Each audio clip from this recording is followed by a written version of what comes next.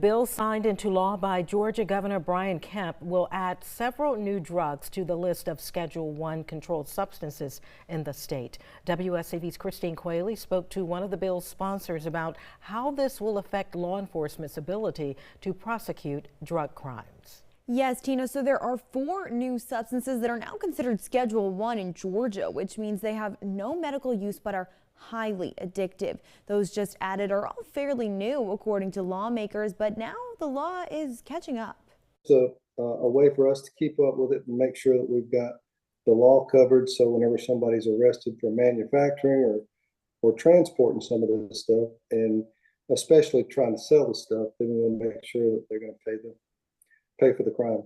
There are 6 classes of controlled substances. Drugs are classed based on medical use and how addictive they are, but the new substances, now classed as Schedule I in Georgia, are probably not names you've ever heard of. These are in Class 1, which means that they're just as addictive as Class 2, but they have no medical use. According to Representative Stevens, one is an upper that has similar effects to a drug manufactured for hyperactivity in children. Another is an opioid modeled after a different drug used for pain. But these drugs, many of which Stevens says are homemade using over-the-counter or existing products in different drug classes, are completely unregulated. Got some smart kids anymore. They'll come out, from especially a lot of our institutions of higher learning. We move them around.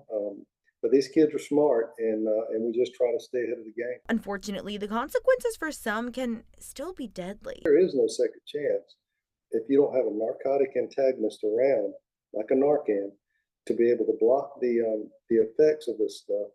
And some of these kids, unfortunately, are passing away. That's why in Georgia, possession of a Schedule I substance is a felony and can come with prison time. Now that penalty will apply to the new drugs listed in the bill. Because it is a chemical that's named in this particular bill, then they have the ability to carry out the law and enforce it and put these folks behind bars.